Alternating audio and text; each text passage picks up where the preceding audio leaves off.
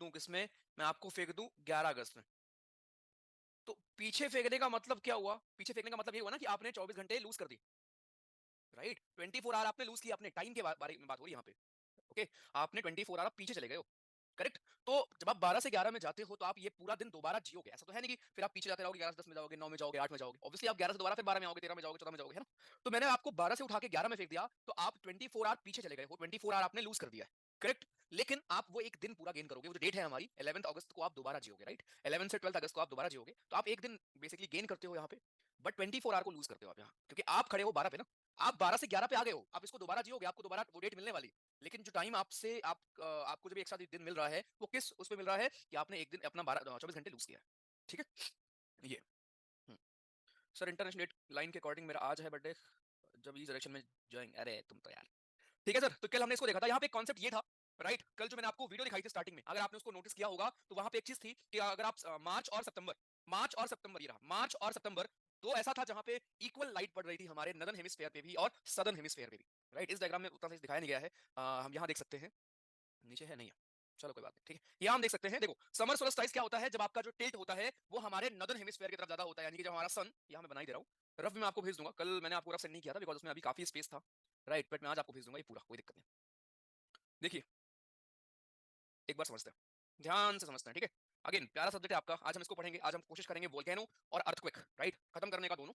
And मैं देखता हूँ अगर शाम को शेड्यूल मैंने क्लास नहीं किया ऑन यूट्यूब, तो शाम को भी आपकी एक्स्ट्रा क्लास रख लेंगे जहाँ पे मस्त हम ज्योग्राफी पढ़ेंगे, बढ़िया सा, ठीक है? तो आई लेट यू नो, मैं आपको बता दूंगा शाम का भी, ठीक है? चलो, तो यहाँ पे देखते हैं जरा, ये मान लेते हैं हमारी अर्थ है, ठीक है सर? कल मैंने आपको इतने पॉइंट सिखाए थे कि यार एक हमारा होता है इक्वेटर विच इज 0 डिग्री, एक हमारा होता है Tropic of Cancer which is 23.5 degree, 23.5 degree north होता है, करेक्ट? ये सारे पॉइंट्स कर हमने सीखे थे। अब यहाँ पे देखो, जब हमारा सन क्या करता है भाई, हमारा सन यहाँ से लेके यहाँ तक, नीचे भी अगर मैं पॉइंट बना लूं आपका 23.5 डिग्री, ऊपर तो नॉर्थ हो गया, नीचे वाला मेरा कितना होगा? नीचे वाला मेरा साउथ होगा, करेक्ट सर? हमारा जो सन है यार, वो इसी के बीच में घूमता रहता है, सूरज ज्यादा हमारे ये हैं इसी के बीच में, यहां से लेके यहां तक, राइट? इसी के बीच में हमारा ये सन जो है वो घूमता रहेगा, ऊपर नीचे करता रहेगा। Majority of the time equator के पास रहता है, लेकिन गर्मियों में क्या होता है? गर्मियों में सन हमारा एग्जैक्टली ट्रॉपिक ऑफ कैंसर के ओवरहेड होता है, ट्रॉपिक ऑफ कैंसर के ओवरहेड आ जाता है गर्मियों में, एग्जैक्टली हमारे ट्रॉपिक ऑफ कैंसर के ऊपर होता है। और उस दिन नदर्न हेमिस्फीयर में सबसे बड़ा दिन होता है, जिस दिन हम मनाते हैं अपना yoga day, right? Yoga day हम उसी दिन सेलिब्रेट करते हैं, 21 जून को ऐसा होता है, जिसको हम बड़ा दिन भी बोलते हैं, जिस दिन क्या होता है? हमारा सन एग्जैक्टली यहाँ पे होता है, ट्रॉपिक ऑफ कैंसर के बिल्कुल ऊपर। और इस दिन नदर्न हेमिस्फीयर को हीट जो मिलेगी, आपको देख लो, ज्यादा मिलेगी as compare to southern hemisphere. तो सदर्न हेमिस्फीयर में क्या होगा? आपका विंटर होगा, नदर्न हेमिस्फीयर में क्या होगा सर? समर होगा, राइट? बट उसके बाद क्या होगा? उसके बाद फिर आपका सन जा रहा होगा नीचे नीचे नीचे नीचे नीचे नीचे। दिसंबर के आसपास तक क्या होगा? दिसंबर के आसपास क्या होगा? यहाँ पे हमारा सन होगा, और यहाँ पे भैया जी ज्यादा हीट मिलेगी, इधर हीट नहीं पहुंच पाएगी, राइट? इसलिए इधर आपकी गर्मी होगी, लेकिन ऊपर की तरफ आपका विंटर होगा। इसीलिए हमारे यहाँ पे विंटर कब होता है, आई थिंक आपको पता है। एक सेकंड गाइस, एक मिनट देना जरा मुझे।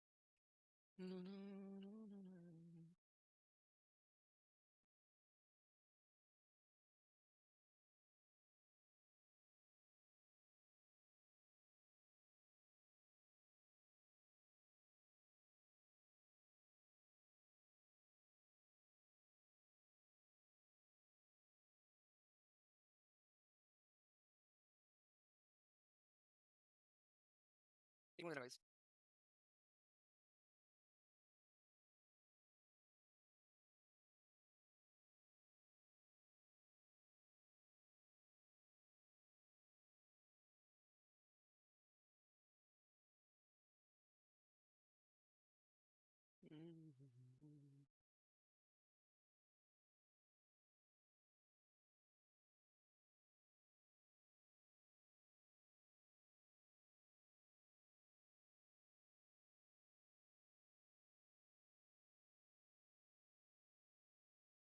ओके, चलो, ठीक है। तो ये चीजें यहाँ पे है हमारा सन के ऊपर यार, कि कल जैसे आपने को मूवमेंट देखा था, होता क्या है भाई, ये अपना पूरा ग्लोब है, ठीक है? सन हमारा, अब देखो यहां से यहां जाएगा पहले गर्मी में, उसके बाद दोबारा अपने इस पोजीशन पे आएगा। जब सन बिल्कुल बीचों बीच होगा, तो दोनों ही हेमिस्फीयर को इक्वल हीट मिल रही होगी ना यार, दोनों ही हमारे हेमिस्फीयर को बराबर की हीट मिल रही होगी। लेकिन जब ऊपर गया तो ऊपर वाले को ज्यादा हीट मिलेगी, जब नीचे आया तो नीचे वाले को ज्यादा हीट मिलेगी, राइट? तो ऊपर गया, फिर अपने मीन पोजीशन पे आया यहाँ पे इक्वेटर के पास, फिर नीचे गया, फिर ऊपर आया। तो यहाँ पे दो बार आता है पूरे साल में, और इसी को हम कहते हैं इक्विनॉक्स। इक्विनॉक्स हमारा क्या होता है, राइट? इक्विनॉक्स हमारा ये होता है सर जी, इक्विनॉक्स हमारा होता है कि भैया जी हम इस दिन क्या करेंगे, हम इस दिन दोनों हेमिस्फीयर में बराबर की हीट हमको मिलती रहेगी, यानी कि दिन का जो ड्यूरेशन है सर, वो दोनों हेमिस्फीयर में बराबर होगा। अभी क्या होता है, अगर सन आपका ऊपर की तरफ है तो नदर्न हेमिस्फीयर में बड़ा दिन होगा, राइट? सदर्न हेमिस्फीयर में उसका अपोजिट होगा। अगर सन हमारा नीचे है, जो कि हमारा 22 दिसंबर के आसपास होता है, जब सन हमारा बिल्कुल यहाँ पे होता है। अब आपको ये पता है कि 22 दिसंबर को हम लोग छोटा दिन भी बोलते हैं, राइट? क्योंकि हम नदन हेमिस्फेयर के हिसाब से बात करते हैं कि हमारे यहाँ पे छोटा दिन हो रहा है, राइट? क्यों? क्योंकि सन आपका नीचे है, जब सन नीचे है तो सन की किरणें वैसी नहीं पहुंच पाती पूरे हमारे ऊपर के हेमिस्फेयर में, इसलिए दिन जो है वो छोटा होता है। तो ये पूरे सन के या अर्थ के मूवमेंट कह लो, राइट? उससे हमारा ये अलग अलग पोजीशंस बनते हैं पूरे साल में। तो इनके ऊपर आपसे डेट पूछता है, वो किस डेट को हमारा क्या होगा, राइट? किस डेट को सन हमारा रहेगा उसके ऊपर, किस डेट को सन हमारा रहेगा बिल्कुल बीचों बीच रहेगा बालक, राइट? किस डेट में बिल्कुल नीचे रहेगा। ठीक है, आप ना एक बार इसको रीड करो जल्दी से।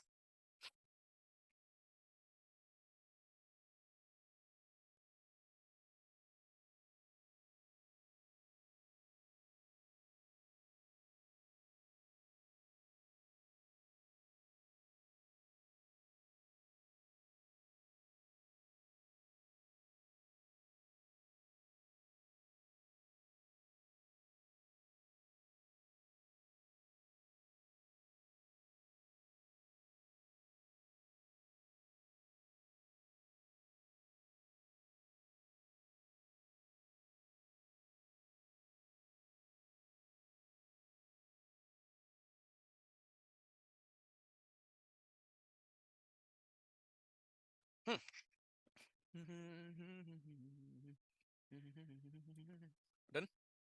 हैविंग समोसा फॉर ब्रेकफास्ट, तो ये सब मत बताया मत करो, ठीक है? मकर संक्रांति हम लोग इसी बेसिस पर मनाते हैं। हाँ, कह सकते हो यहाँ पे, मतलब इसी बेसिस पे नहीं, राइट? उसी एकदम एग्जैक्ट टाइम ये नहीं होता, राइट? ऐसा नहीं कि आप दिसंबर में ही मना लोगे, बट हाँ उसी के आसपास होता है, राइट? उसी के आसपास होता है एग्जैक्टली। देखिए, तो यहाँ पे क्या है, समर हमारा, समर एक क्या बोलते हैं, सोलस्टाइस हमारा होता है 21 जून को सर। इस दिन क्या होता है, सन हमारा एग्जैक्टली ट्रॉपिक ऑफ कैंसर पे होता है। मैंने आपको कल एक होमवर्क दिया था जो मुझे पूरी उम्मीद आपने नहीं किया होगा। क्या कहते हो? उम्मीद पे खरे उतरे हो? बिल्कुल नहीं देखा ना, कहाँ कहाँ से पास होता है ट्रॉपिक ऑफ कैंसर? पूछ लूं? अच्छा, देखा था? अच्छा, तुम्हें याद है? ठीक है, चलो वो तो बेटा वक्त बताएगा, ठीक है? हाँ, अच्छी बात है, याद है तो। ट्रॉपिक ऑफ कैंसर, कैप्रिकॉर्न, ठीक है? एक एक दिन रख लो, एक दिन आपसे रीड करो ट्रॉपिक ऑफ कैंसर, और ऐसे रटो मत, ठीक है? अपने हम लोगों ने मैप वाली क्लास जो की है ना यार, उसमें आपको इतना तो क्लियर है ना कि आपको लोकेशंस बहुत सारी क्लियर होंगी, ब्लैक सी कहाँ, रेड सी कहाँ, है ना? तो जब आप मैप खोलो, पूरा ग्लोब आपके पास है, एटलस है या यूट्यूब पे या गूगल पे, जहां भी आप देख रहे हो ये, आप ना उससे रिलेट करो कि अच्छा यार यहाँ पे इजिप्ट है, इसके नीचे से यहाँ से वो ये गया है, इसके ऊपर से ये गया है, यहाँ से ट्रॉपिक ऑफ कैंसर पास कर रहा है, यहाँ से ये पास कर रहा है ना? एक दिन लो, 2 दिन लो, आराम से, ये सब आराम से किया करो, खुद से किया करो। ओके, तो यहाँ पे हमारा ट्रॉपिक ऑफ कैंसर पास करता है सर। नदर हेमिस्फेयर को ज्यादा हीट मिलती है obviously, right? Continuous sun rays for north pole for 6 month, continuous day light, कर्क संक्रांति इसको हम कहते हैं, राइट? इसी के आसपास हम लोग कर्क संक्रांति भी मनाते हैं। विंटर सोलस्टिस हमारा क्या हुआ, vertical rays on Tropic of Capricorn, southern hemisphere gets more heat, continuous sun rays for south pole, यानी कि 6 महीने तक, आपने सुना होगा शायद, 6 महीने लगातार दिन कहां होता है, 6 महीने लगातार रात कहां होती है, वो पोल्स पे होता है। रीजन क्या है? सिंपल सा रीजन है, ये अपनी अर्थ है। अब अगर सन यहाँ पे है सर, तो यहाँ जो पोल है वहां पे रेज कैसे पहुंच पाएंगी? रेज पहुंच ही नहीं पा रही है, तो यहाँ पे क्या रहेगा, विंटर रहेगा, राइट? वैसे ही जब ये हमारा यहाँ पे है तो यहाँ पे रेज नहीं पहुंच पाएंगी, बट जब ये बीचों बीच है तो इक्वल रेज पहुंचेंगी। उसी को हम कहते हैं इक्विनॉक्स, जो कि हमारे दो होते हैं साल में। एक मार्च में होता है जिसको हम वर्नल इक्विनॉक्स कहते हैं, और एक हमारा सितंबर में होता है 23 सितंबर को, जिसको हम ऑटोमिनल, राइट? जिसको हम ऑटोमिनल, एक मिनट,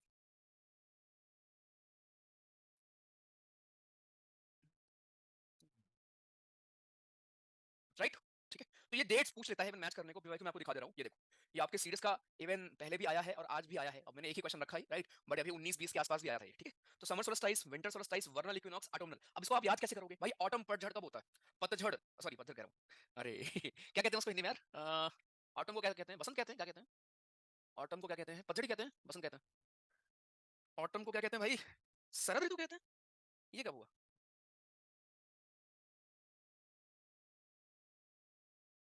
हम्म, पतझड़ कहते हैं।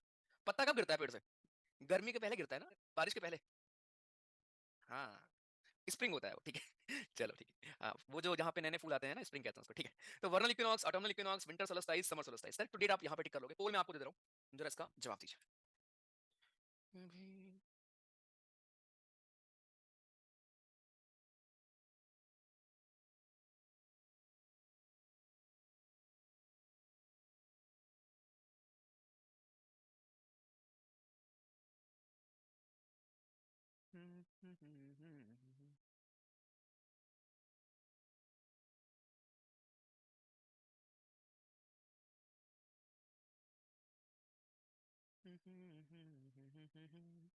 एक मिनट में चार्जिंग में लगा लेता हूँ, रुक जाओ।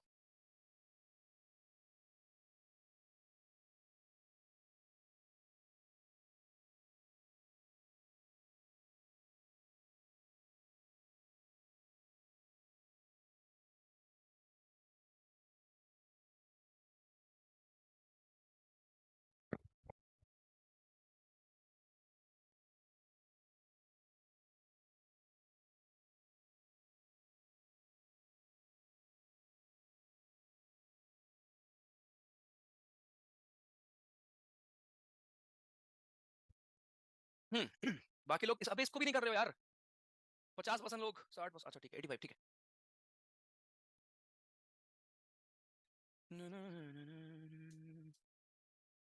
अभी तो और नहीं हुआ ना, रुको।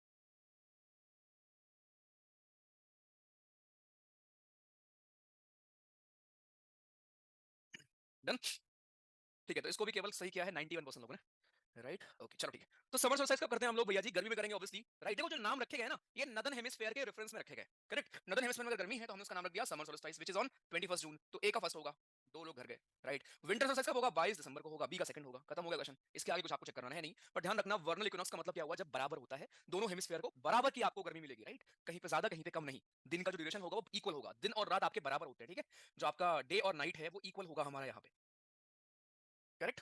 ये पॉइंट, ओके सर। तो यहाँ पे वही सब लिखा है, अगर आप देखना चाहते हो तो 6 महीने दिन 6 महीने रात होता कहाँ पे है? पोल्स पे होता है। ऑब्वियसली बात है, अगर यार सिंपल है, अगर आपका सन इधर की तरफ आया है, ऊपर की तरफ है, राइट, यहाँ है, तो इधर भरपूर लाइट मिलती रहेगी। देखो यहाँ लाइट नहीं मिल रही, तो यहाँ पे रात रहेगी 6 महीने। बट जब सन नीचे आ जाएगा तो उल्टा इसका हो जाएगा, नीचे आपका हो जाएगा वो और ऊपर आपका हो जाएगा, ठीक है। अब सन नहीं ऊपर नीचे होता, वो अर्थ ही होती है, लेकिन आपको बताने के लिए कि सन की रेफरेंस पॉइंट कहाँ पे है ना। तभी हम पढ़ते हैं कि सन एक्जैक्टली ट्रॉपिक ऑफ कैंसर के ऊपर है तो क्या होता है, अगर ट्रॉपिक ऑफ कैप्रिकॉर्न के ऊपर है तो क्या होता है, राइट।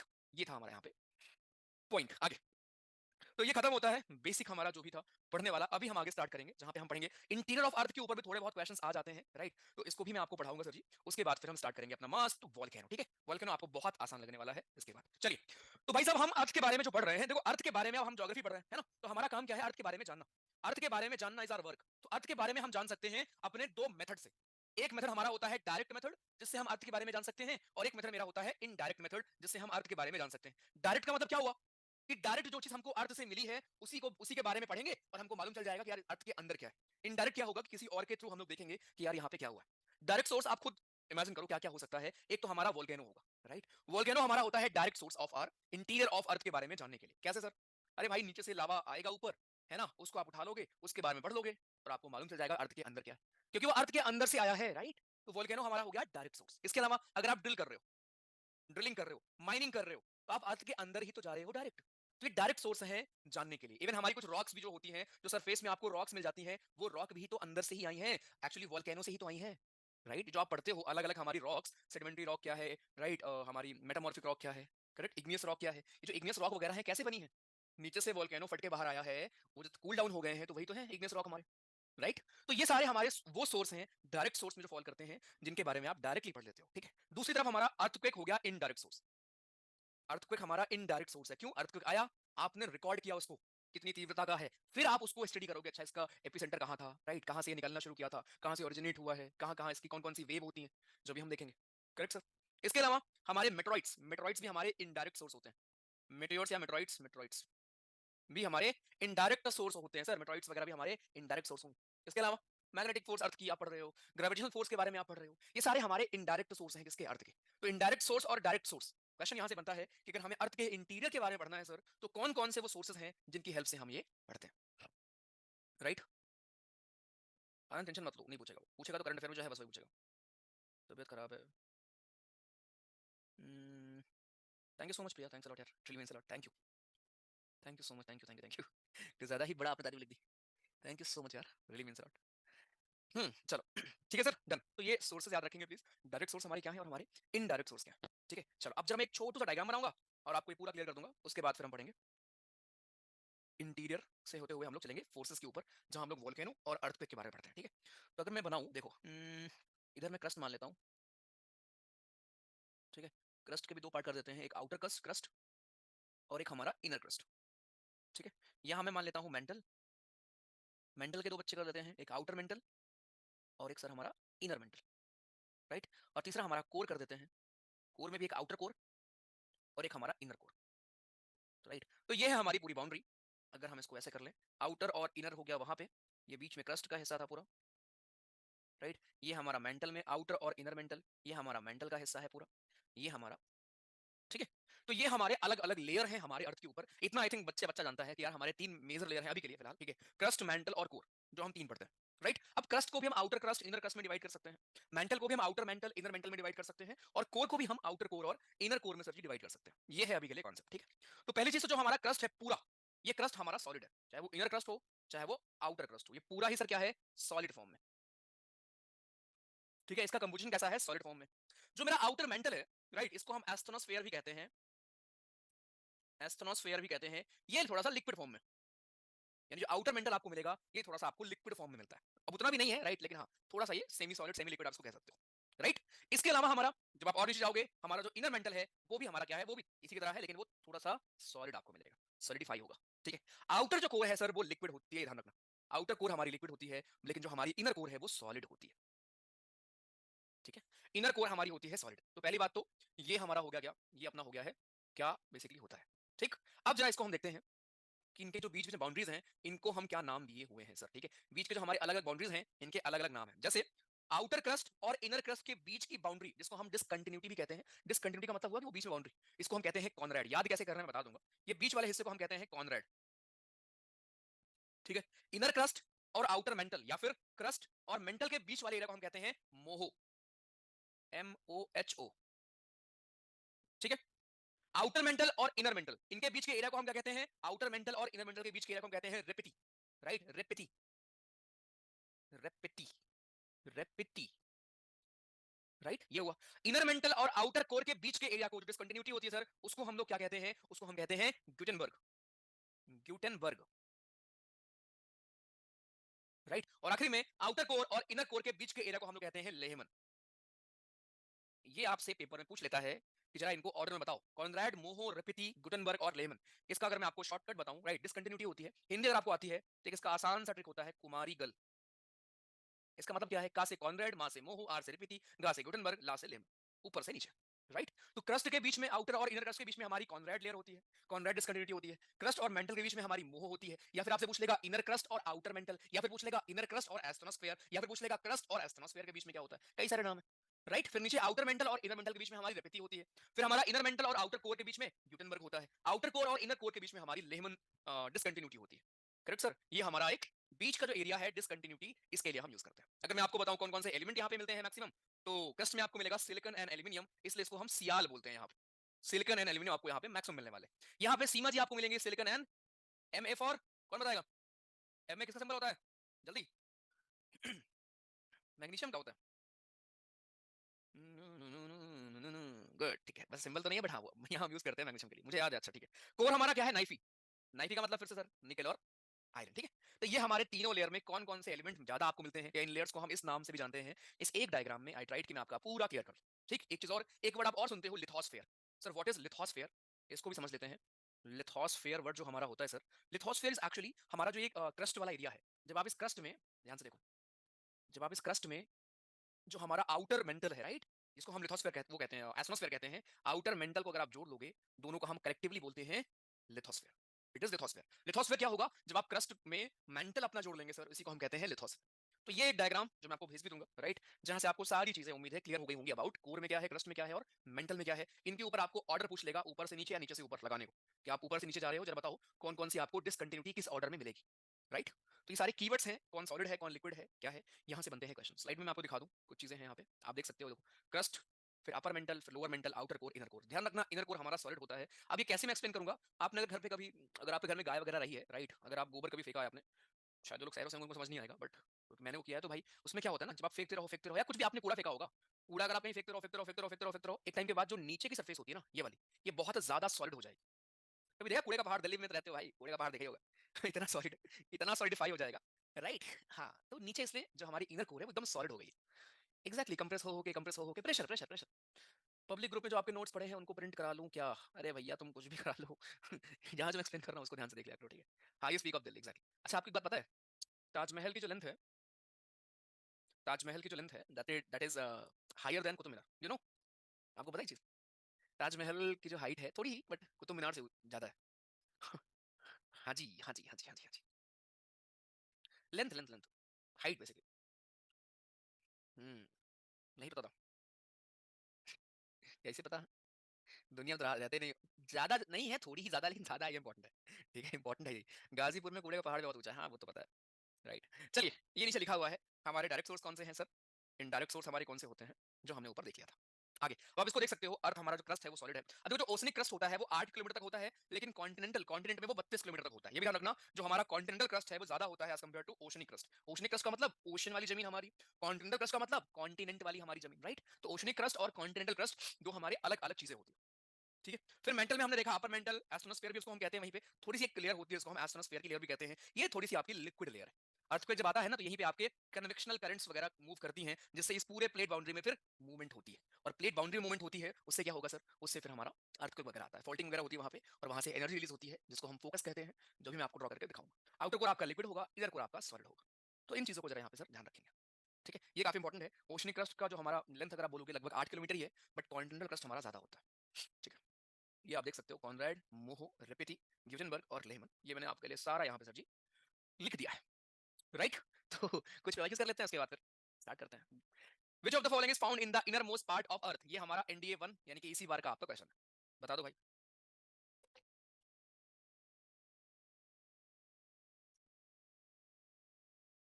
हाँ जी बताइए।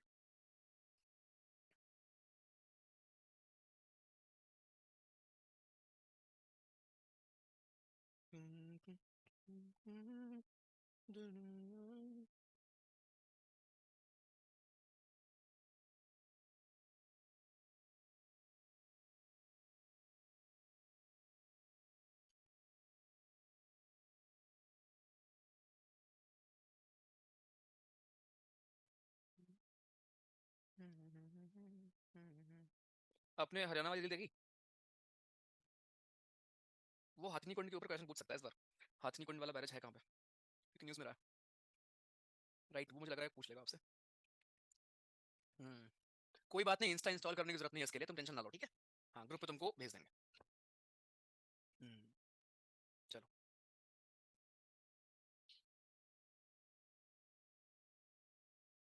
Okay, done.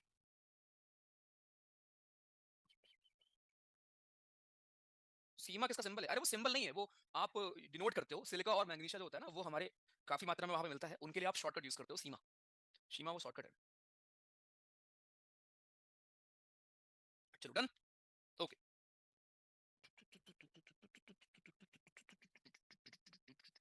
So which of the following is found in the inner most part? Obviously हमारा गुटेनबर्ग, मोहो, कॉनराड या फिर लेहमन। सबसे आखिरी में क्या मिलता है सर? इनर मोस्ट, एकदम आखिरी में लेहमन। ठीक है, चलो good. Which of the following discontinuities separates earth crust? Again NDA देख लो। एनडीए 2 में आया, एनडीए 1 23 में आया, 22 में आया, इस बार फिर कुछ पूछ लेगा इनमें से। 21 में भी आया है। Which of the following discontinuities separates the earth crust from mantle? Crust को मेंटल से अलग कौन करता है सर जी? अब ध्यान रखना, क्रस्ट को मेंटल से, कॉनराड के बाद क्या आता है बता दो जरा, जल्दी से बोल रहा हूँ। हाँ जी, निकल और आयरन। अक्षय जी, मेट्रॉइड कभी गिरा होगा, उसको उठा के पढ़ लिया गया होगा। ये माना गया है कि जब अर्थ जब की है, उसी टाइप की बॉडी हमारी वो भी है, राइट? इस तरीके से इंडायरेक्ट सोर्स। आज एलिफेंट डे है। ट्रिक बहुत बढ़िया है, याद है, okay good.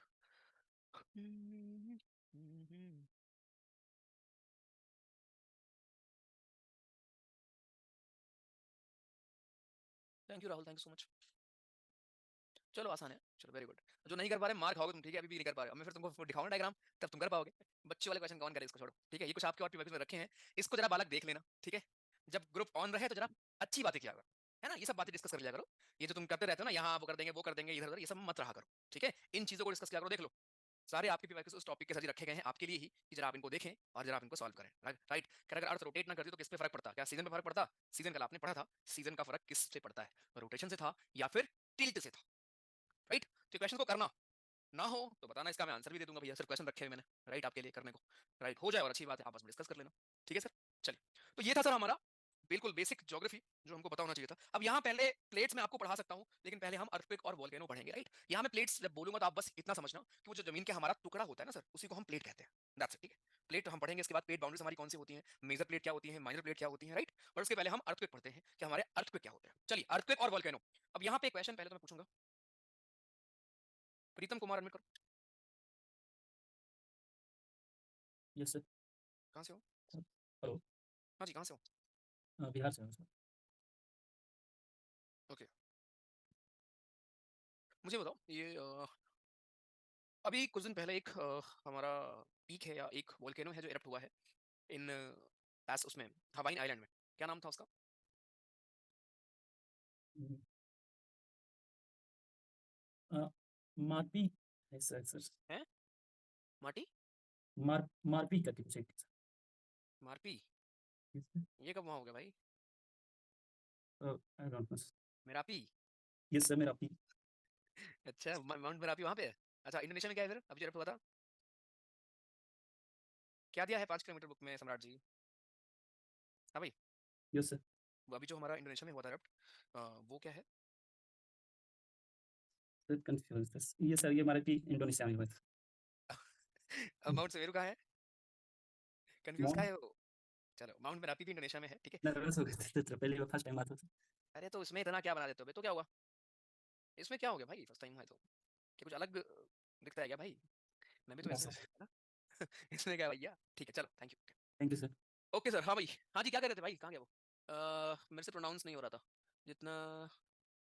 A milkman claims to sell milk at its cost price only. Still, he is making a profit of 20% since he has mixed some amount of water in the milk. ये क्या उस time पे जब पानी मिला रहा था उस टाइम पे अर्थ आया था क्या? जो तुम डाउट इसका यहाँ पूछ रहे हो, अनम्यूट करो। हाँ भैया, गजब हेलो लोग सर। हैं। हेलो हाँ, क्या भेजा आपने? सर, ये पीवाईक्यू कर रहा था, मैं सॉरी, कॉल हो रहा था इसलिए मैंने पूछा। सॉरी, समझा नहीं मैं क्या। सर मैं जब रिवीजन कर रहा था ना तो पीवाईक्यू कर रहा था। हाँ, उस टाइम पे मेरे को ये डाउट आया था, इसका आंसर नहीं आ रहा था मेरे। अरे तो भाई अभी शायद हम कुछ पढ़ रहे हैं ना, यस सर। तो फिर पहले ही बता दूं मैं? बता दूं? अरे बताओ, बता दूंगा। यस सर, बता दीजिए प्लीज। अच्छा, एक मिल्कमैन है, वो कह रहा है कि अपना दूध बेचता है। पूछा क्या है मिल्क मिक्सचर में कितना है? रुक जा यार। सीपी मान लेते हैं 100, ठीक है। एक milkman claims to sell milk at its cost price, ठीक है, इसलिए इज मेकिंग 20% प्रॉफिट। यानी अगर मैं एक्चुअली 100 था, ठीक है, एक yes sir. Minute, still he is making profit 20% since he has mix amount of water in the milk. Okay, तो पूरे मिक्सचर का कितना हो जाएगा सीपी अगर वो 20%? एक आदमी है जो अपना वो बेच रहा है, अगर मैं दूध ले लूँ 100%, ठीक है, और प्रॉफिट अगर उसका 20% हो रहा है, तो वाटर वो मतलब 120 करके कर रहा है, तो मिल्क का परसेंट कितना होगा? मिल्क का परसेंट हमारा होगा 100 अपॉन वो 120 इंटू 100, एक एक 1000। आंसर पॉइंट में आ रहा है क्या? 2 4 4 12, हाँ, ये आएगा। हाँ भाई। यस सर, तो यही आ रहा है। ओके, देखो यहाँ हो क्या रहा है कि एक मिल्कमैन आपका यार दूध वो कह तो रहा है कि वो सीपी पे बेच रहा है, राइट, लेकिन वो प्रॉफिट कमा रहा है 20 लीटर का, करेक्ट। तो बेसिकली 100 लीटर की जगह वो 120 लीटर के हिसाब से दे रहा है। तो नीचे आप सीपी लिखते हो ना, आप वहां पे 100 नहीं यूज करोगे, आप 120 यूज करोगे, बिकॉज आप 100 की जगह 120 के हिसाब से सब कुछ ले रहे हो, राइट। जो आपका सीपी आप 100 मानते थे, एक्चुअली यहाँ पे 100 की जगह वो 120 आप मानोगे, क्योंकि आप 20% क्या है प्रॉफिट के साथ आप लेके बेच रहे हो, ठीक है, तो 20 आपको एक्स्ट्रा मिल रहा है, ठीक। Okay sir. ओशनिक क्रस्ट, अरे सम्राट, इतना अकल इतने दिन तुम पढ़ते तुमको हो गया, ये नहीं आया है एग्जैक्ट वैल्यू तुमसे कहीं नहीं पूछेगा, ज्यादा किसकी होती है ये पूछता है बस, ठीक है। चलो, अर्थक्वेक और वोल्केनो, ये दो चीजें हम समझने वाले हैं यहाँ पे, हमारा अर्थक्वेक क्या है और वोल्केनो क्या है, ठीक है। अर्थक्वेक हमारा होता है एंडोजेनिक फोर्स, और बाकी आप आगे जाके पढ़ते हो, जो मैं आपको लैंडफॉर्म पढ़ाऊंगा कि सर लैंडफॉर्म हमारा बन गया, ये बन गया, इरोजन हो गया, ये हो गया, वो सारे हमारे एक्सोजेनिक फोर्सेस होते हैं। एक्सोजेनिक का मतलब सर जो बाहर लगते हैं फोर्सेस, इंडो का मतलब सर जो अंदर लगते हैं अर्थ के फोर्सेस। जो फोर्स हमारे अंदर लगेंगे उनको हम बोलेंगे इंडोजेनिक, जो फोर्स हमारे बाहर लगेंगे उनको हम बोलेंगे एक्सोजेनिक फोर्स, ठीक है। The energy release during earthquake is elastic energy, all the natural earthquake occurs in lithosphere. 98% हमारे ओशनिक क्रस्ट पे आते हैं, केवल 2% अर्थक्वेक आते हैं कॉन्टिनेंटल क्रस्ट पे। आप सोचो, सोचो इतना डिस्ट्रक्शन तब होता है जब केवल 2% अर्थक्वेक आते हैं कॉन्टिनेंट पे, राइट, तब इतना डिस्ट्रक्शन होता है। अभी देखो टर्की में आया था, उसके पहले जापान में बहुत पहले आया था, राइट, इंडोनेशिया में आया है। तो केवल 2% आते हैं जमीन पे, बाकी तो ओशन में आते हैं, हमको मालूम भी नहीं चलता यार कि अर्थक्वेक आया होगा। 98% हमारे ओशनिक क्रस्ट में आते हैं, केवल 2% हमारे हैं जो आते हैं कॉन्टिनेंटल क्रस्ट में, करेक्ट। तो यहाँ जरा मैं आपको पहले खुद से ही बना के समझा दूं, उसके बाद स्लाइड में आपको मैं दिखा दूंगा मस्त एकदम। ये मान लेते हैं जमीन का अपना टुकड़ा,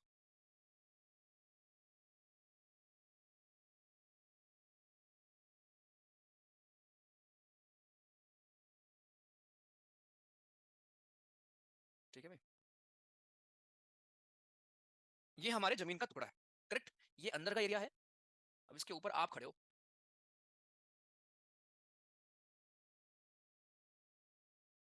अकेले तो रहोगे नहीं,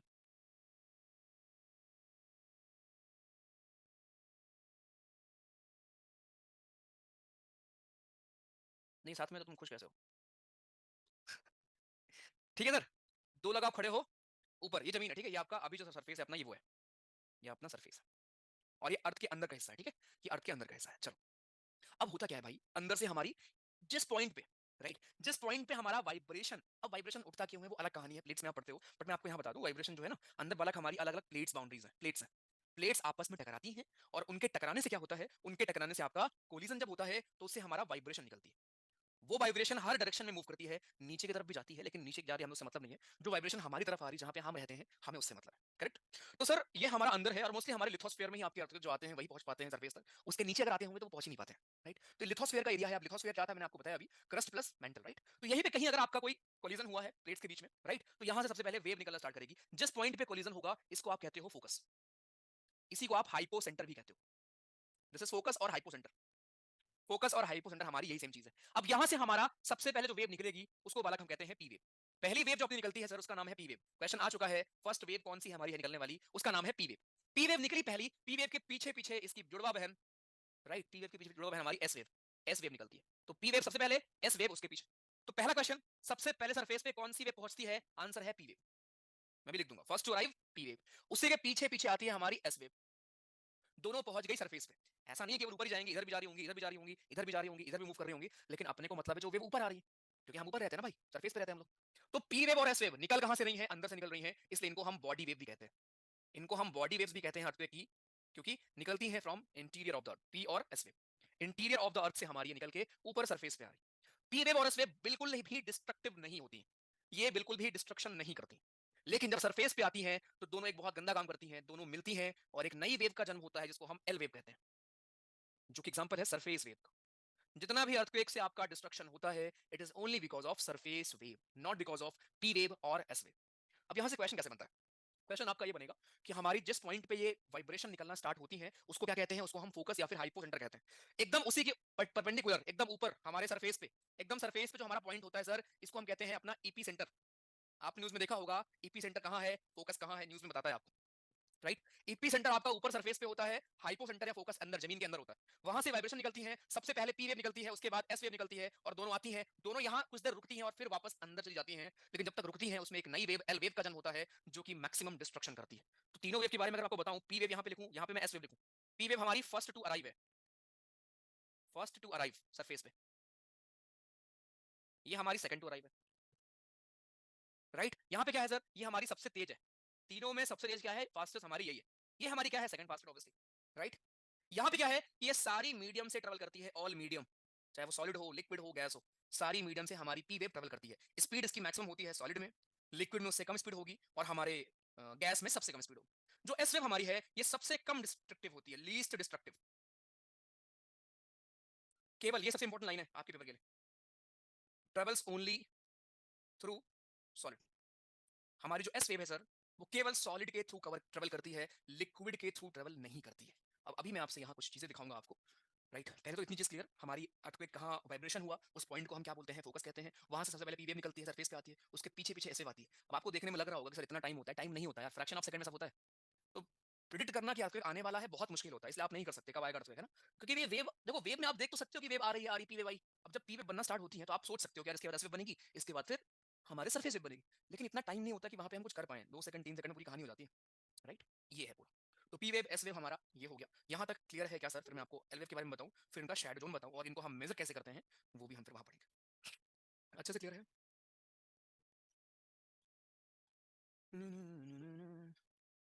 हाँ जी आदित्य जी, सुनामी आती तो है अगर आपके किनारे रहते हैं तो, अरे ओशन बहुत बड़ा है भैया ओशन बहुत बड़ा है, आप उन्हीं को देख पाते हो जो आप कोस्ट पे रहते हैं, या जो आप कोस्ट में चीजें होती हैं आप उन्हीं को देख पाते हो, ठीक है।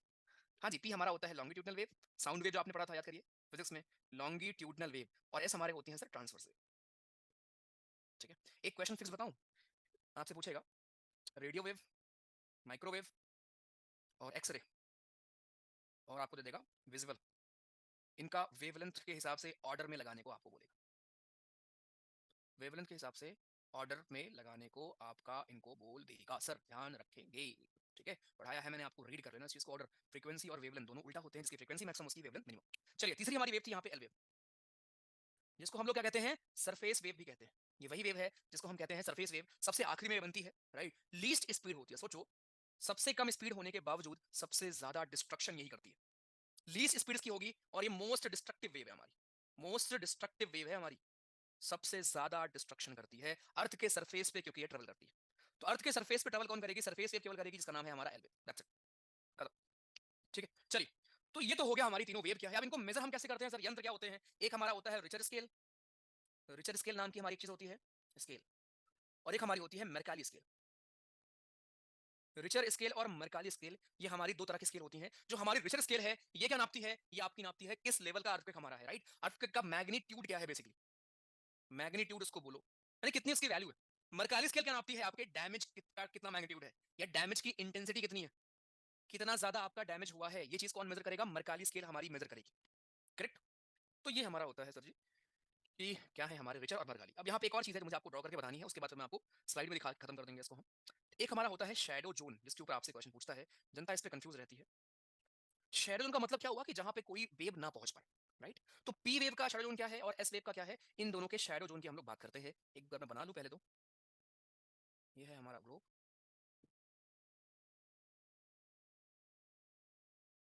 ठीक है सर, ये हमारे ग्लोब हो गए। अब ये हमारी लेयर में मान लेता हूं कि बाहर हमारी क्रस्ट, ये मेंटल और ये अंदर कोर, ये हमारी कोर है, ठीक है, ये अपनी कोर है। इस पॉइंट को, इस पॉइंट को मैं मान लेता हूं एपी सेंटर। यहीं से आप सारे जितने भी एंगल आप देखते हो ना, यहीं से आप मेजर करते हो, ठीक है? ये हमारे हो गए एपी सेंटर, राइट? ये हमारा एपी सेंटर का पॉइंट है। अब ध्यान से देखो, पी वेव का जरा बनाते हैं शैडो जोन। इधर बनाएंगे पी वेव का शैडो जोन, इधर बनाएंगे एस वेव का। अब एक क्वेश्चन मेरा है यहाँ पे, प्रकृति अनम्यूट करो, प्रकृति जी। Yes sir. हाँ जी, मुझे आप एक बात बताइए कि ये जो मेरा पी वेव है वो कौन कौन से मीडियम से ट्रेवल करते हैं? सर वो तीनों मीडियम से ट्रैवल करती है। अच्छा, और जो मेरी ये एस वेव है? सर एस वेव सिर्फ सॉलिड से करती है। सिर्फ सॉलिड से करती है, चलो बट ठीक है, ओके समझ। सर। ओके, अगर इसमें कोई बड़ा क्वेश्चन नहीं था, मैंने अभी बताया था बट ठीक है, गुड, क्योंकि कुछ लोग नहीं बता पाते। सर ये बोलते हैं animal like fish and dog को पता चल जाता है, राइट? हाँ जी, वो ट्रू है, लेकिन वो भौंकने लगेंगे, तुमको लगेगा साला दिन भर भौंकता रहता है, चुप रहे। वो कहेगा बे यार, आने वाला है, निकलो। तुम कहोगे चुप रहो, रोटी खा लो क्योंकि वो सुन सकते हैं ना, आपने फिजिक्स में पढ़ा तो है, एनिमल्स हमारे सुन सकते हैं, आपकी जो रेंज है हियरिंग उससे ज्यादा होती है उनकी, ठीक है? हाँ sir, do Tropic of Cancer passes through Indian Ocean? Indian Ocean Indian state से पास करती है यार, ऊपर हमारा गुजरात के बगल वहां पे पानी में जाती है क्या? नहीं जाती हो यार, मेरे हिसाब से तो नहीं जाती ना, वो राज्यों की तो जाती है ना, एक बार दिखा दूंगा, रुक जाओ। ट्रॉपिक ऑफ कैंसर इंडिया जाती तो है, लेकिन इंडियन ओशन को बोलेंगे तो इंडियन ओशन तो इतने कोई बोलेंगे ना हम लोग। यहाँ केवल इंडिया का ही दिखा रहा है ना वो, यहाँ पे खाली इंडिया का दिखा रहा है ना वो।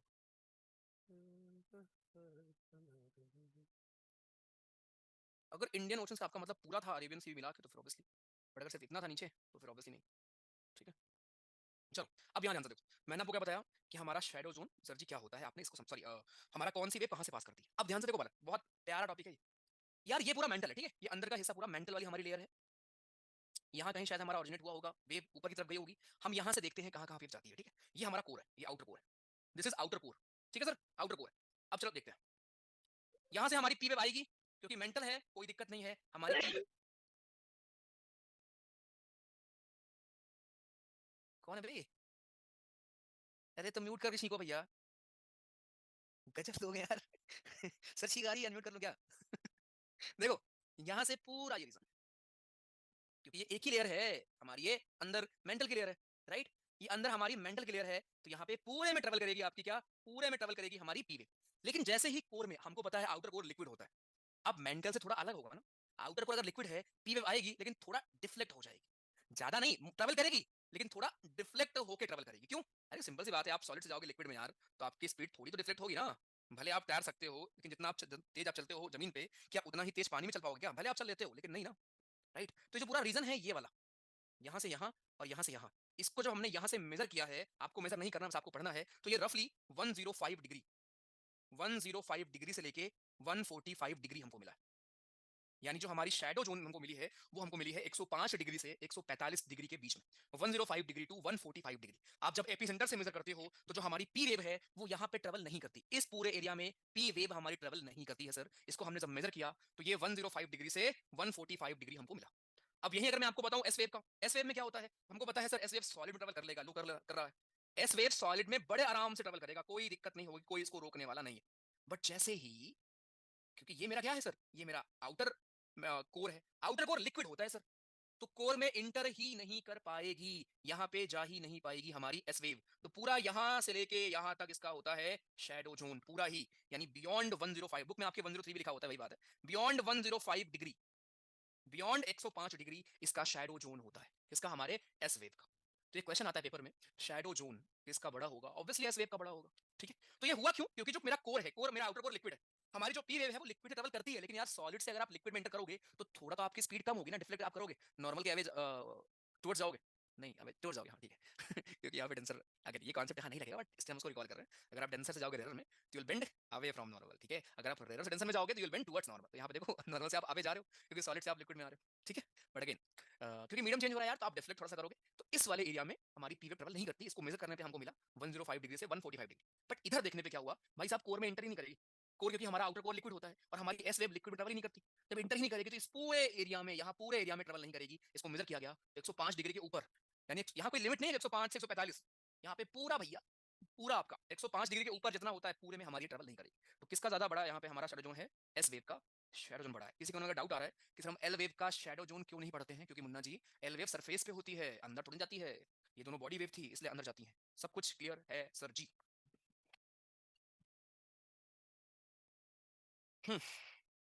एल वेव के बारे में ऐसा कुछ नहीं है सर, ऑल क्लियर। हाँ जी, रिफ्रैक्शन में आपने पढ़ा था, रिफ्रैक्शन वाला टॉपिक क्लियर है ना अच्छे से? और एक क्लास हम करेंगे, एक क्लास मैंने आपको बोली है न्यूमेरिकल की भी करेंगे, जहाँ पे सिर्फ मैं आपको न्यूमेरिकल रिवाइज कराऊंगा, यहीं पे करेंगे जूम पे, ठीक है अपने यहाँ पे, राइट। चलो बस का है भैया, ये आपने देखा। अब देखो स्टडी वगैरह देख लो, लॉजिक का मतलब क्या होता है उसकी पढ़ाई। तो study of earthquake, seismology, seismograph क्या होता है जिसपे आप क्या करते हो, जिसपे आप ये मेजर करते हो, इन चीजों को देखते हैं। आइसोसिस्मिक लाइंस क्या होती है? ऐसी लाइन जो कनेक्ट करती है सारे पॉइंट्स को, जैसे मान लो सेम तीव्रता का जहां जहां अर्थक्वेक आया है, राइट, वो हमारा उसको सारी लाइन को अगर आप ड्रॉ कर दोगे तो उनको हम बोल देंगे आइसोसिस्मिक लाइन, राइट। ये देखो, अब वो तीव्रता भी होती है, आपने सुना होगा ना कि तीव्रता इतनी मापी गई 5.3, 2.3, है ना, 7.2, ये हमारी उसकी इंटेंसिटी होती है, कितना भैया जी, यानी कितने मैग्नीट्यूड का है वो हमारा अर्थक्वेक, राइट। ये देखो फोकस क्या है, हाइपोसेंटर क्या होता है, एपिसेंटर क्या होता है, ये देख लीजिए, ठीक है। सबसे ज्यादा डैमेज कहाँ पे होगा? इसी के जस्ट ऊपर, यहीं पे, यहाँ से निकलती है ऊपर पहुंचती है। एनडीए 1 2021 का क्वेश्चन है point of origin of earthquake wave is known as, जहां से निकलती है फोकस कहता है। Which of the following is other term for focus? Epicentre कौन कह रहा है? ठीक है, रिजल्ट स्केल में हम लोग मापते हैं, ज्यादा है तो कम, यहाँ पे नापते हैं हम लोग डैमेज कितना हुआ है। तो इंटेंसिटी ऑफ डैमेज हम यहाँ नापते हैं, मैग्नीट्यूड कितना है वो हम यहाँ नापते हैं। 3 तरह की वेव होती है, मैंने आपको पढ़ा दिया है, आपकी नोट से ये सर बनी हुई है, मैं आपको जो मैंने ड्रॉ किया है वो भी मैंने आपको पढ़ा रखा है। यहीं से बनता है क्वेश्चन हमारा, दोनों मिलकर जन्म देती हैं एल वेव को। केवल अर्थ सरफेस करेगी, मोस्ट डिस्ट्रक्टिव हमारी होती है, इसकी स्पीड सबसे कम होती है, लेकिन सोचो इतना कम स्पीड के बाद भी इतना डिस्ट्रक्टिव। क्वेश्चन आपके लिए, एनडीए 1 इस साल का ही है, कर लीजिए और मुझे अच्छा फील कराइए कि पढ़ाना इतना बनाना वर्थ रहा है। बताओ।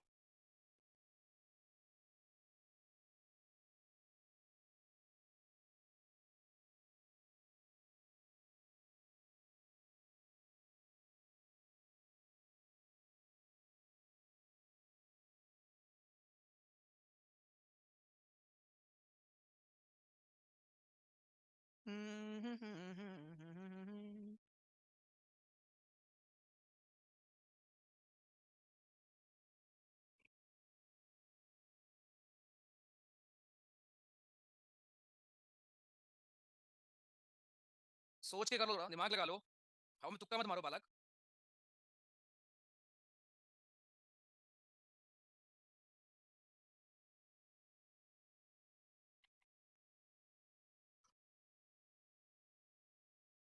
वाह।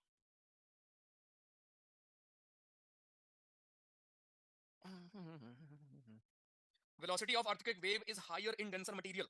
P wave move faster and are the first to arrive at the surface of the earth. Second वाला स्टेटमेंट है आपके एनसीईआरटी की लाइन है, समझे? बताओ भाई।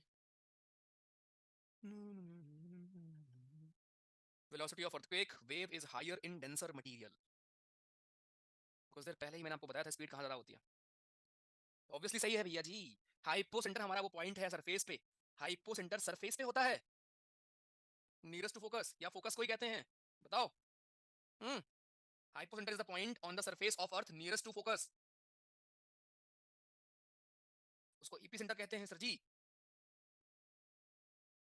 थर्ड मतलब सही है, सेकंड भी सही है, ठीक है। सेकंड भी सही है, तुमको मैंने वही तो ड्रॉ किया था यार। देखो स्पीड ज्यादा कहाँ, देखो सॉलिड में ज्यादा होती है ना स्पीड सर जी। तो जो हमारे डेंस चीजें होंगी उन्हें स्पीड जो है या वेलोसिटी ज्यादा होगी ना, आया समझ। वेलोसिटी जो है वो सॉलिड में मैक्सिमम होगी, ठीक। देख लो पहला क्वेश्चन, लैंग्वेज बस देख लो कितना आसान से बनाया था है ना, कितना आसान तरीके से उसने क्वेश्चन बनाया था। आप कंफ्यूज हो जाते हो ना, ये तो हाइपोसेंटर क्या है, एपीसेंटर क्या है, राइट। ओके चलो कोई बात नहीं। एनडीए में देखो लगातार भर भर के क्वेश्चन आते हैं, सीरियस में भी सेम आता है, राइट। अर्थक्वेक वेव के बारे में से कौन सा स्टेटमेंट करेक्ट नहीं है, सेम क्वेश्चन आपका ऐसा ही आया है सीरियस का, आई थिंक सीरियस का ही क्वेश्चन है शायद ये वाला। तो चलो बता दो उसको, बता दो भाई जल्दी से।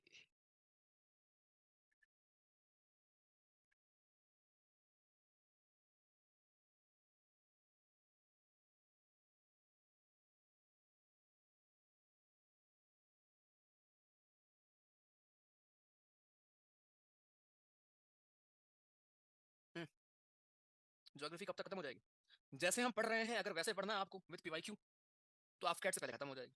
खत्म अगर करना है तो फिर 18-19 तक ही हो जाएगी, आपकी चॉइस है, बताओ जैसे हर चीज हमने पढ़ी है with question with PYQ with practice, right.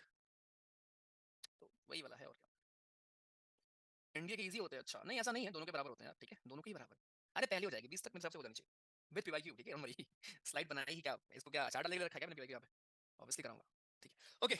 लेकिन तुम क्या कर रहे हो वो मुझे बिल्कुल अच्छा नहीं लग रहा है। मेजॉरिटी ने यहाँ पे चूज किया है डी को 69% लोगों ने, लेकिन 28% लोगों ने चूज किया है थर्ड ऑप्शन को। भैया जी नॉट करेक्ट पूछा है, पी वेव हमारे तेज मूव करते हैं और फर्स्ट बिल्कुल सही बात है, पी वेव ट्रेवल कर सकते हैं तीनों से, बिल्कुल सही बात है, ये सीरियस क्वेश्चन है, ये सीरियस क्वेश्चन है। Seismograph located beyond 145 from epicentre can record P wave, बिल्कुल। अरे शैडो जोन 105 से 145 ही तो होता है, उसके ऊपर तो ट्रेवल करेगी ही हमारी पी वेव। पी वेव के पास मैक्सिमम एरिया है शैडो जोन में, इसको तो पढ़ा ही तुमने अभी, चिल्ला चिल्ला के बोला मैंने कि एस वेव का शैडो जोन ज्यादा होता है पी वेव से, अभी आपने देखा फिर भी पता नहीं क्यों 70% लोग केवल सही कर पाए हो, 30% लोग गलत किए हो यार। अब बताओ अंकिता, अंकित वो मैटर नहीं करता यार, ठीक है चलेगा 0 to 9 10, 9 का अगर आ गया तो फिर कोई नहीं बचने वाला, ओके चलो। प्रियांशु जी बता दिया मैंने कितनी बार पूछे बालक, ये देखिए अभी कुछ हमारे पुराने क्वेश्चन है, राइट। कुछ आपके पुराने क्वेश्चन है 2010 के आसपास के, आप इसको भी कर सकते हो, ये भी आसान है। यहाँ पे आप देख सकते हैं शैडो जोन यहाँ से यहाँ तक पी वेव का है, और ये पूरा हमारे एस वेव का शैडो जोन है सर, ठीक है।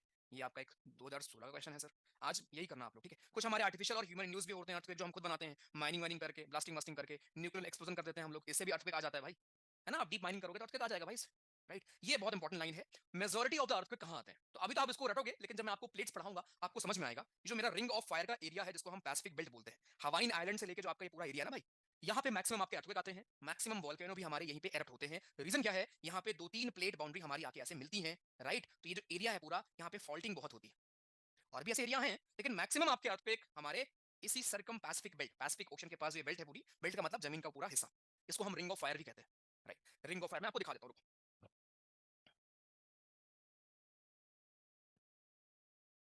ये खोलेगा ही नहीं मुझे पता है, आज पहले मैं इसकी सेटिंग चेंज करूंगा तभी खोलेगा। पूरी ज्योग्राफी में आपको इसे पढ़ाऊंगा, देखो नहीं खोलेगा, कह रहा है ट्राई क्लियरिंग कुकीज, नहीं करेंगे जाओ, मैं आपको दिखा रहा हूँ।